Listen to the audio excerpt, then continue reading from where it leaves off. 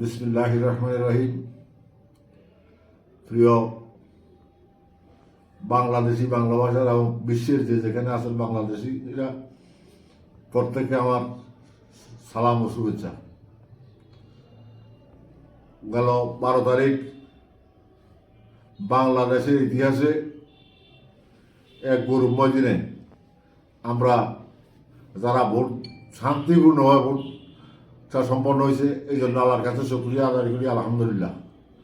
এই দিনে আল্লাহ পাক আমাদেরকে সবাই ভোটের অধিকার, যাদের বয়স আজকে বাংলাদেশিদের যাদের বয়স 35 বছর হয়েছে, তারা আর দিকে কোনো ভোট দিতে পারে নাই। এই তাদের তরুণের প্রথম ভোট এবং তাদের এই ভোটের উচ্ছ্বাস, আমি তাদেরকে লাল সালাম জানাই। সালাম আলাইকুম। আগামী দিনে আপনারা তরুণেরা এই দেশকে গঠন করার জন্য, দেশকে মাদকমুক্ত, সন্ত্রাসমুক্ত, চাঁদাবাজ মুক্ত এবং অন্যান্য অসামাজিক কাজ মুক্ত রাখার জন্য আপনারা দৃঢ় প্রতিজ্ঞাবদ্ধ হবেন এবং আপনাদের মাধ্যমে এই দেশের শান্তি শৃঙ্খলা, সব মানুষের মনের আশা সব পূরণ হবে, এই আমার প্রত্যাশা।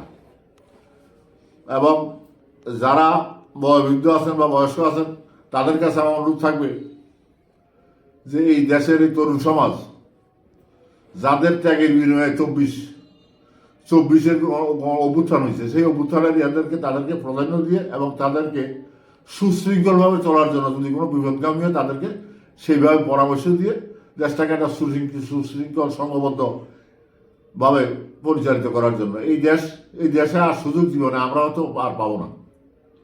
আজকে যারা মাননীয় সংসদ সদস্য হয়েছে, যেই দলেরই হই না কেন, তাদেরকেও আমার লাল সালাম, যে আপনারা এই দেশের মানুষের ভোটের জন্য যে সংগ্রাম করছেন এবং এই সংগ্রামে সাকসেসফুল হয়েছেন এবং আগামী দিনে মানুষের এই ভোটের মূল্য আপনারা দিবেন। কেমন দলের পেশানিত্ব করবেন না, দেশটা যেভাবে সুন্দরভাবে চলতে পারে, দেশের মানুষের কল্যাণ যেভাবে হয় সেইভাবে কাজ করবেন, এই আমার প্রত্যাশা।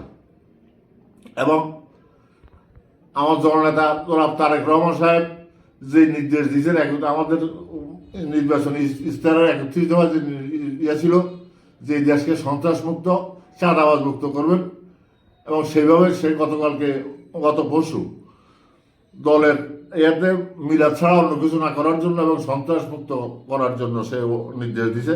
আশা করি বিগত দিনেও সে অনেক লন্ডন থাকাকালীন অবস্থায় সে অনেক নির্দেশ দিয়েছে, কিছু নির্দেশগুলি প্রতিফলন হয়নি, নির্দেশগুলি অনেকেই মানে নাই আমাদের মতো ক্ষুদ্র ক্ষুদ্র নেতাদের জন্য। কিন্তু আজকে আমি দৃঢ়ভাবে বিশ্বাস করি আল্লাহ রহমতে তার ইচ্ছা আল্লাহ পূরণ করবে। আজকে সে যে নির্দেশ দিবে, এখন যে সে নির্দেশ দিবে, এই নির্দেশ সেই দেশ চলবে এবং এই দলে কোনো সন্ত্রাস, চাঁদাবাজ, মাদকাসক্ত, নারী লোভী, এই জাতীয় অপকর্ম যারা করে তাদের স্থান যেন এই দলে না হয় এবং তাদেরকে এখনই যেন তাদেরকে সংশোধিত করা হয়, নাহলে আগামী দিনে আমাদের সেই সাবেক রাজনৈতিক ইয়াতে ফিরে যেছিল।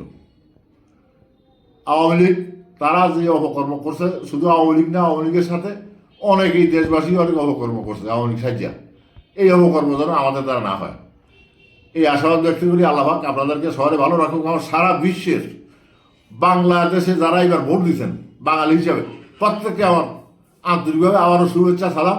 আপনাদের জয় হয়েছে, আল্লাহ পাক আপনাদেরকে জয় করিয়া দিয়েছে, এই জন্য আমি শুকরিয়া দিই, আলহামদুলিল্লাহ। আপনারা সবাই ভালো থাকেন। আসসালামু আলাইকুম।